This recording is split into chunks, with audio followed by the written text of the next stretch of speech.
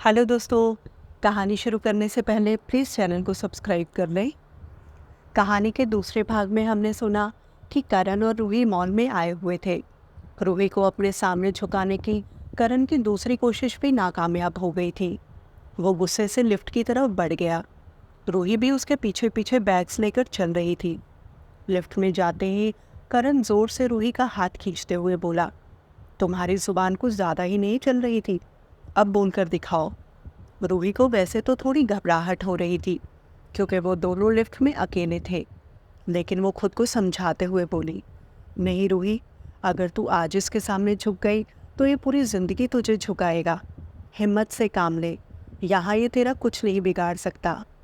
वो बड़ी बड़ी आंखें दिखाते हुए बोली, बोलूँगी, क्या कर लोगे तुम? मैं अभी के अभी तुम्हें नौकरी से निकाल दूँगा, फिर सोच लेना तुम्हारा खर्चा कैसे चलेगा। उसकी बात सुनकर रूही पूरे एटीट्यूड के साथ बोली, अगर एक पेट्रोल पंप बंद हो जाए तो आदमी गाड़ी नहीं बेच देता, दूसरे पेट्रोल पंप पर जाकर पेट्रोल भरवा लेता है। आप अपना सोचो, मेरे जैसी होनहार पीए आपको कहीं नहीं मिलेगी। रूही का एटीट्यूड देखकर करण दंग रह गया। वो आंखें तरेड़ते हुए बोला, पैसा फेंकूंगा तो तुम जैसी 100 मिलेंगी। इतने में ही लिफ्ट रुक गई। रूही बिना बैग्स लिए लिफ्ट से बाहर निकलते हुए बोली, ठीक है, फिर 100 रख लो, मैं चली। ये बोलकर वो लिफ्ट से बाहर निकल गई। करण ने गुस्से से सारे बैग्स उठाए और लिफ्ट से बाहर निकल गया। वो चिल्लाते हुए बोला, भाड़ में जाओ तुम। ये बोलकर वो अकेले ही पार्किंग में अपनी गाड़ी की तरफ मुड़ गया। रूही ने मुड़कर करण की तरफ देखा, जो गाड़ी में सामान रख रहा था। अगले ही पल वो खुद भी गाड़ी में जाकर बैठ गया। ये देखकर रूही हैरान रह गई। वो खुद से बोली, क्या ज़रूरत थी तुझे इतना फालतू बोलने की? अगर ये सच में तुझे छोड़कर चला गया तो तू कहाँ जाएगी? और वो ठीक ही तो कह रहा था, पैसे देकर उसे 100 पीए मिल जाएंगी। तू अपना सोच, तू कहाँ जाएगी? रोहित तेज़ी से भागते हुए गाड़ी की तरफ पहुंची। करण साइड मिरर से उसे भागते हुए देख रहा था। ये देखकर उसके चेहरे पर एक विनिंग स्माइल आ गई। रूही जैसे ही गाड़ी का दरवाज़ा खोलने लगी, करण ने गाड़ी स्टार्ट कर दी। रूही चिल्लाते हुए बोली, गाड़ी रोको, कहाँ जा रहे हो मुझे छोड़कर? करण ने कुछ कदम गाड़ी आगे बढ़ा दी। ये देखकर रूही रोने ही वाली थी कि करण ने गाड़ी रोक दी।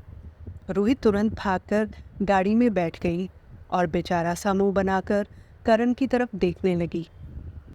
आ गया तुम्हारा दिमाग सेंटर में? करण गुस्से से बोला। रूही को इस वक्त उस पर गुस्सा तो बहुत आ रहा था, लेकिन वो उसे कुछ बोल भी नहीं सकती थी।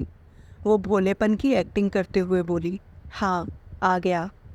करण समझ रहा था कि उसके गुस्से से बचने के लिए रूही एक्टिंग कर रही है, लेकिन वो इस वक्त किसी बहस में नहीं पड़ना चाहता था। उसने सीधा गाड़ी घर की तरफ घुमा दी। ये देखकर रूही ने चैन की सांस ली और दोनों पैर सीट पर रखकर आराम से बैठ गई। करण ने एक नज़र उसकी तरफ देखा और फिर गर्दन घुमाते हुए बोला, इस लड़की का कुछ नहीं हो सकता। रूही, जिसे करण के ऐसे देखने से कोई फर्क नहीं पड़ रहा था, वो तो आराम से पैर ऊपर चढ़ाकर बैठी हुई थी और विंडो से बाहर देख रही थी। कुछ देर में वो दोनों घर पहुंचे। रूही ने देखा दादी और उसकी सास सुषमा जी दोनों बगीचे में टहल रहे थे। वो दोनों आपस में बातें कर रहे थे। रूही उन दोनों के पास गई। उसे आता देखकर वो दोनों चुप हो गई। रूही ने उन दोनों के पैर छुए, लेकिन आज भी उन दोनों ने बिना रूही की तरफ देखे उसे आशीर्वाद दिया और फिर से अपनी बातों में लग गई। ये देखकर रूही भी बिना कुछ बोले वहाँ से सीधे अपने कमरे में चली गई।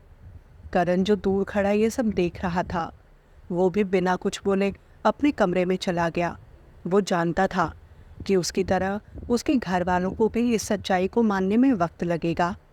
रूही बाथरूम में शावर ले रही थी। करण ने उसके साइड टेबल पर नया फ़ोन रख दिया, जो आज ही उसने रूही के लिए मॉल से खरीदा था। वो बाहर नहाकर बाहर आई। करण बेड पर लेटा अपना फ़ोन चला रहा था। रूही, जो आज बहुत ज़्यादा थक गई थी, वो सीधे आकर बेड पर लेट गई। तभी उसकी नज़र साइड टेबल पर गई, जहाँ नया फ़ोन रखा हुआ था। ये देखकर वो तुरंत उठकर बैठ गई। उसने देखा वो फ़ोन बहुत ही एक्सपेंसिव था, जिसे खरीद पाना उसके बजट में नहीं था। उसने करण की तरफ देखते हुए कहा, मैं इतना महंगा फ़ोन नहीं ले सकती, मेरे पास इतने पैसे नहीं हैं। करण इतना तो समझ गया था कि रूही बहुत स्वाभिमानी लड़की है। अगर वो उसे फ्री में फ़ोन देगा तो वो एक्सेप्ट नहीं करेगी। कुछ सोचकर वो बोला, कोई बात नहीं, हर महीने अपनी सैलरी में से थोड़े थोड़े पैसे कटवा लेना।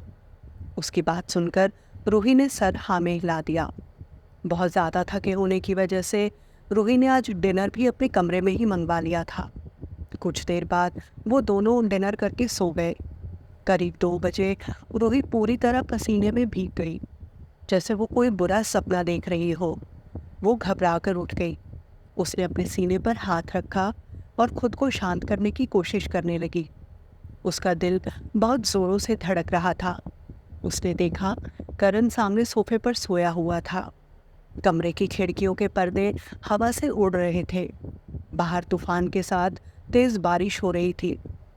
वो उठकर बाहर बालकनी में जाकर खड़ी हो गई। रोहन के दिए धोखे को वो भूलने की कोशिश कर रही थी, लेकिन वो डर अभी भी साए की तरह उसका पीछा कर रहा था, जिसकी वजह से अब तक वो एक रात भी चैन की नींद सो नहीं पाई थी। वो अपनी दोनों बाहों को फैलाए बारिश की उन बूंदों को अपने आंचल में समेट रही थी। हवा के सरसराने की आवाज़ इतनी तेज़ थी जिससे करण की नींद खुल गई। उसने देखा रूही बिस्तर पर नहीं थी। वो उठकर बाहर गया, जहाँ रूही आंखें बंद किए तेज़ बारिश में भीग रही थी। उसके लंबे बाल, जो अभी तक उसने बांधे हुए थे, खोलने पर उसकी कमर तक आ रहे थे। गुलाबी रंगत वाला चेहरा जो बहुत ही दिलकश लग रहा था, और कुछ शरारती लटें जो उसके चेहरे को चूम रही थी। उसे देखकर एक पल के लिए तो करण उसके चांद जैसे चेहरे में खो गया, लेकिन तभी उसके कानों में एक आवाज़ पड़ी, क्या देख रहे हो? रूही की आवाज़ सुनकर करण का ध्यान टूटा और वो नाराज़ होते हुए बोला, बाहर बारिश में क्या कर रही हो? अंदर आओ। ये बोलकर वो तेज़ी से बाहर गया और रूही की बाजू पकड़कर उसे अंदर ले आया। कमरे में आकर उसने सारे दरवाजे और खिड़कियां अंदर से बंद कर ली और रूही से बोला, क्या कर रही थी तुम इतनी बारिश में बाहर? भीगकर बीमार होने का इरादा है क्या? लेकिन रूही बिना कुछ बोले बाथरूम में चली गई और कुछ देर में कपड़े बदलकर वापस बेड पर आकर लेट गई। उसने एक बार भी करण की तरफ नहीं देखा और ना ही उसकी बात का कोई जवाब ही दिया। करण हैरानी से उसे देख रहा था और मन में सोच रहा था, कभी तो इस लड़की की ज़ुबान कैंची से भी तेज़ चलती है और कभी ऐसा लगता है कि इसके मुंह में ज़ुबान ही नहीं है। वो अपना सर खुजाते हुए बोला, ये लड़की किसी दिन मुझे पागल कर देगी।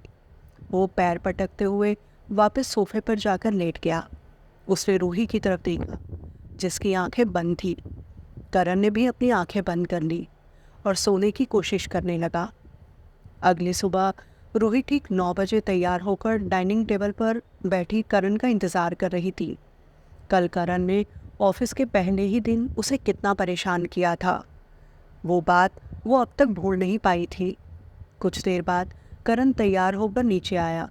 रूही ने उसे देखा और घड़ी की तरफ इशारा करते हुए बोली, आप 20 मिनट लेट हैं। ये बोलते हुए उसके चेहरे पर एक शरारती मुस्कान आ गई। उसे देखकर लग रहा था कि उसके दिमाग में कुछ खुराफात चल रही थी। करण पूरे एटीट्यूड से उसकी तरफ देखते हुए बोला, मैं उस ऑफिस का मालिक हूँ, करण राठौर। तुम्हारी तरह कोई एम्प्लॉय नहीं हूँ। मेरा जब मन होगा तब जाऊँगा। ये बोलकर वो नाश्ता करने लगा। रूही मुंह बिगाड़ते हुए बोली, पता नहीं खुद को क्या समझता है। करण राठौर ये, करण राठौर वो। आज इसे ऐसा सबक सिखाऊंगी कि ज़िंदगी भर याद रखेगा। वो खुद से बातें करते हुए हंस रही थी। करण, जो खाना खाते हुए ये सब देख रहा था, वो खुद से बोला, आज तुम्हें ऐसा सबक सिखाऊंगा कि हंसना भूल जाओगी। कुछ देर बाद नाश्ता ख़त्म करके दोनों ऑफिस के लिए निकल गए। आज करण की बैक टू बैक 4 मीटिंग्स थी, जो काफ़ी देर तक चली। शाम के 4 बज रहे थे। करण अपनी कैबिन में आया। उसे बहुत ज़ोरों से भूख लग रही थी। उसने रूही से लंच गर्म करने के लिए कहा। कुछ ही देर में वो लंच गर्म करके ले आई और करण के सामने लाकर सर्व करने लगी। रूही ने आज सुबह जल्दी उठकर अपने मनपसंद आलू के पराठे बनाए थे। पराठे देखकर करण उसे घूरते हुए बोला, ये क्या है? सर, इसे आलू के पराठे बोलते हैं, रूही ने मुस्कुराते हुए कहा। करण ने गौर से पराठों को देखा, फिर एक नज़र रूही को देखा, जो उसे देखकर अभी भी मुस्कुरा रही थी। करण ने हाथ पकड़कर उसे अपनी पास वाली चेयर पर बिठा लिया। रूही ये देखकर शॉक हो गई। वो कुछ बोलती उससे पहले ही करण ने प्लेट रूही के सामने रख दी और बोला, खाओ इसे। ये सुनकर रूही की आंखें बड़ी हो गई। उसने करण की तरफ देखा, जो शैतानी स्माइल के साथ उसे देख रहा था। वो जोर से बोला, सुना नहीं, खाओ इसे और पूरा खत्म करो। जब तक तुम ये सारे पराठे खा नहीं लेती तब तक यहाँ से हिलोगी भी नहीं।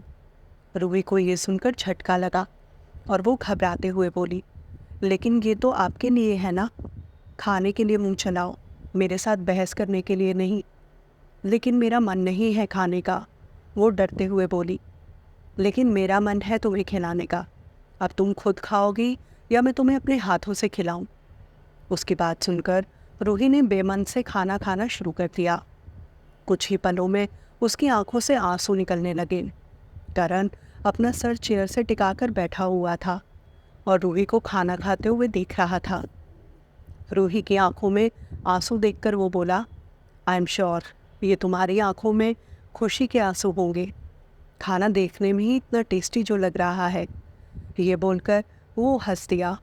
रूही ने आलू के पराठों में भर भर कर मिर्च डाली थी ताकि वो करण को सबक सिखा सके, लेकिन उसके चाल अब उस पर ही भारी पड़ गई थी। उसे तो वैसे ही तीखा खाना पसंद नहीं था और इतनी तेज़ मिर्च का खाना खाकर तो उसकी आँख, कान, नाक सबसे धुआं निकल रहा था। उसकी आंखें लाल हो चुकी थी। उसने जैसे ही पानी पीने के लिए हाथ आगे बढ़ाया, करण ने उसके हाथ से पानी ले लिया और मना करते हुए बोला, इतने बढ़िया खाने के साथ पानी पीकर खाने का सारा टेस्ट खराब मत करो। लेकिन अब रूही का सब्र खत्म हो चुका था। उसने करण के हाथ से पानी की बोतल ली और पागलों की तरह पानी पीने लगी। करण अपनी सीट से उठते हुए बोला, तुम जिस स्कूल में पढ़ रही हो उसकी बिल्डिंग मैंने ही बनवाई है। तुम्हें थोड़ी ढील क्या दे दी, तुम मुझे हल्के में लेने लगी।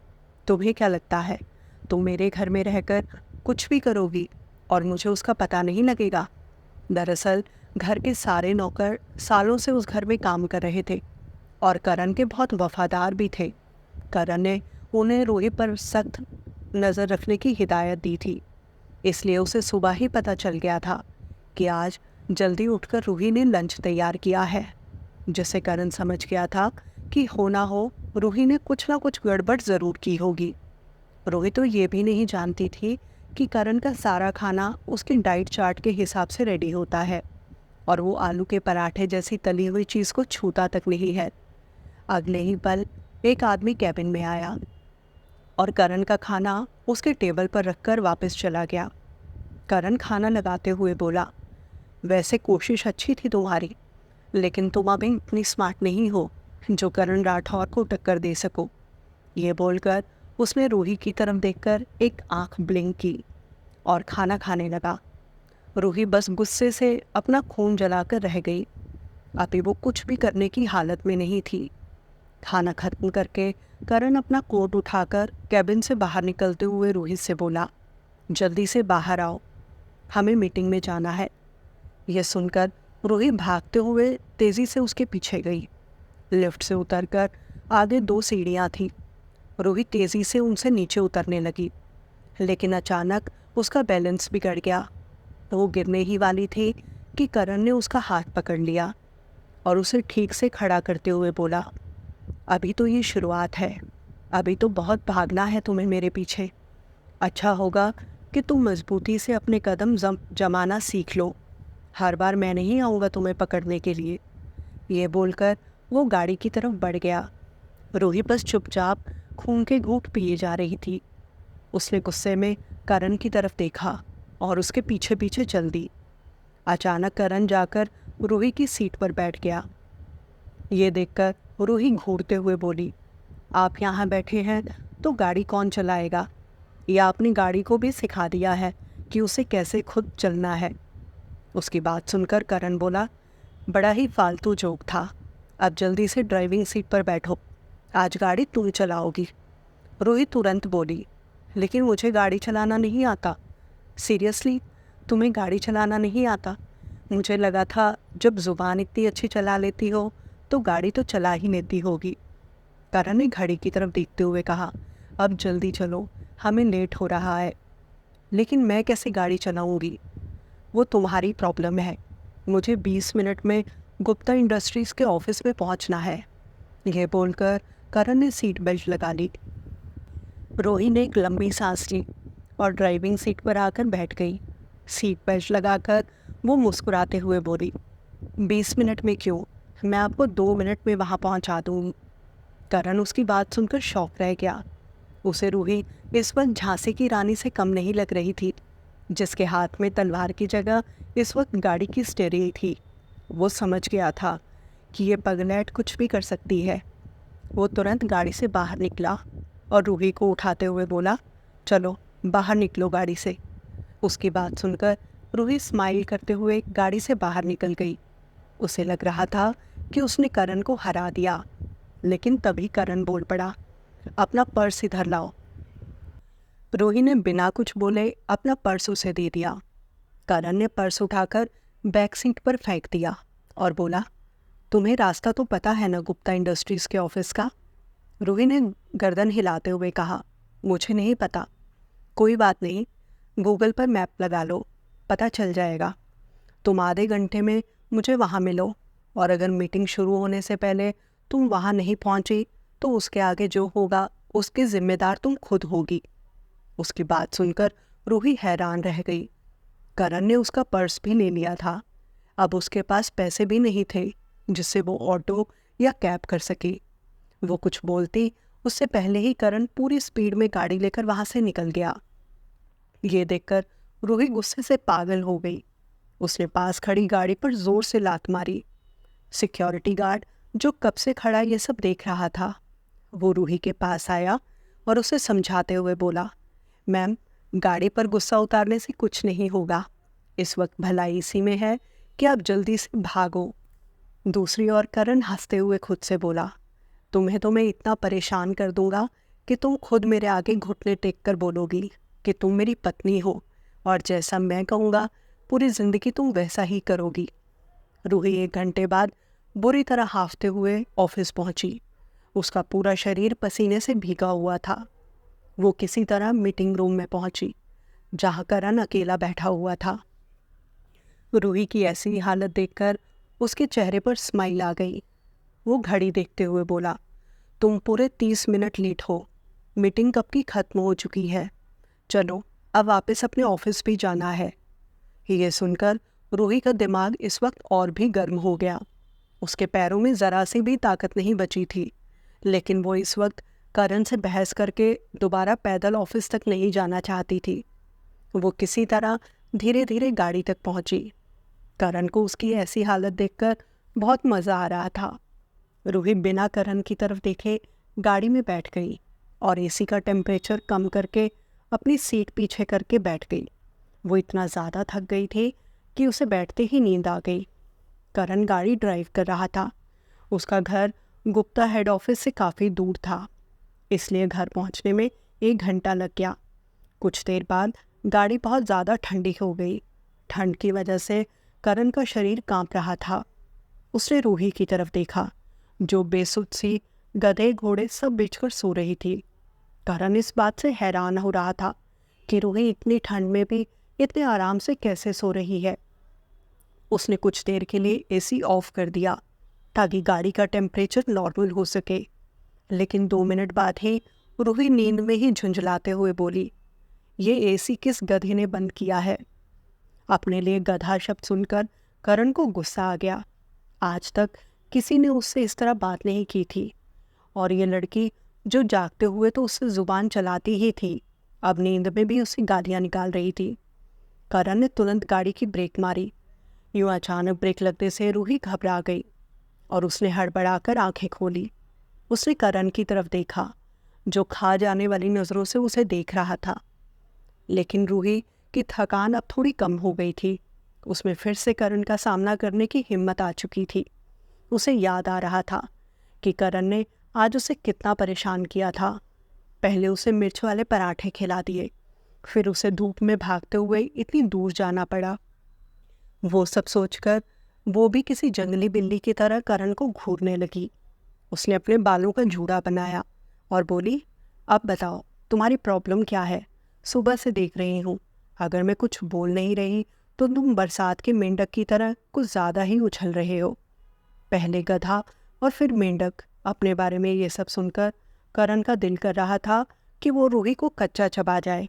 उसने रूही का मुंह जोर से दबा दिया और बोला, बहुत कैंची की तरह जुबान चलती है ना तुम्हारी, आज मैं तुम्हारी ये जुबान ही काट कर फेंक दूंगा।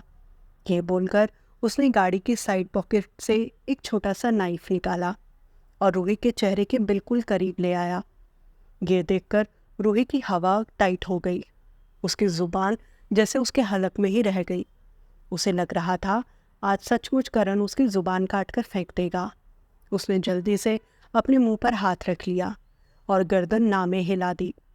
करण को उसका डरा हुआ चेहरा देखकर बहुत सुकून मिल रहा था। उसने रूही का दुपट्टा उतारा और उसके बीच में से 2 टुकड़े करते हुए बोला, अगली बार अगर जुबान चलाई तो इसकी तरह ही तुम्हारी जुबान के भी 2 टुकड़े कर दूंगा। करण जो हर बार की तरह अब भी रूही पर भारी पड़ रहा था, लेकिन अब रूही गुस्से से पागल हो गई और उसने रौद्र रूप धारण कर लिया। उसने करण का हाथ पकड़ा और एक झटके से उससे चाकू छीन लिया और उसे धक्का देते हुए बोली, तेरी प्रॉब्लम क्या है? सुबह से देख रही हूँ तेरा नाटक। मैं कुछ बोल नहीं रही तो तू मेरे सर पर चढ़कर नाच रहा है। समझता क्या है तू खुद को? कहीं का राजा है तू? और तेरी हिम्मत कैसे हुई मुझे चाकू दिखाने की? अब मैं काटूं तेरी जुबान? ये बोलकर वो करण के चेहरे के बिल्कुल करीब आ गई। रूही की आवाज़ इस वक्त बहुत खतरनाक हो गई थी। वो लाल आंखों से करण की तरफ देख रही थी। ये देखकर करण की आंखें फैल गई। उसके मुंह से एक शब्द भी नहीं निकला। वो बस हैरानी से रूही को देख रहा था। रूही फिर से बोली, अब दिखाएगा दोबारा कभी मुझे चाकू? बोल, बोलता क्यों नहीं? लेकिन करण भी कहाँ कम था। आज रूही ने उसके साथ वो कर दिया था जो करने की कोई सपने में भी नहीं सोच सकता था। करण ने एक हाथ से अपनी सीट पूरी नीचे कर दी, जिससे रूही का बैलेंस बिगड़ गया और वो पूरी तरह करण के ऊपर आ गिरी। उसके हाथ में पकड़ा चाकू भी नीचे गिर गया। उसके गिरते ही करण ने रूही के दोनों हाथों को जोर से पकड़ा और उसके होठों को अपने होठों की गिरफ्त में ले लिया। ये देखकर रूही चौंक गई। वो छटपटाते हुए खुद को करण से दूर करने की कोशिश करने लगी, लेकिन करण ने एक पल के लिए भी उसे खुद से दूर नहीं होने दिया। वो रूही को इतने रफली किस कर रहा था जिससे अब रूही के होठों में दर्द होने लगा था, लेकिन करण को इस बात से कोई फर्क नहीं पड़ रहा था। वो रूही को बहुत ही डीप किस कर रहा था। उसके हाथ अब रूही की कमर पर चल रहे थे। लगभग 20 मिनट तक जब रूही को सांस लेने में तकलीफ होने लगी तो करण ने उसे खुद से दूर कर दिया। रूही के होठों की लिपस्टिक करण के होठों के आसपास फैली हुई थी। रूही हाँफते हुए अपनी सीट पर पीछे सिर टिकाकर बैठ गई। दोनों की ही सांसें बहुत तेज चल रही थी। कुछ देर बाद करण ने रूही की तरफ देखा, जिसकी आंखें इस वक्त बंद थी। वो धीरे से उसके पास आकर बोला, वैसे मेरा मन तो नहीं कर रहा था तुम्हें छोड़ने का, लेकिन मुझे लगता है आज के लिए इतना सबक काफ़ी है। रूही की आंखें जो अब भी बंद थी, उसने करण की बात का कोई जवाब नहीं दिया। क्या ये शुरुआत है इन दोनों के प्यार की, या इनके बीच की ये जंग यूं ही जारी रहने वाली है? जानने के लिए बने रहें मेरे यानी नेहा के साथ। मिलते हैं जल्दी ही कहानी के अगले भाग में।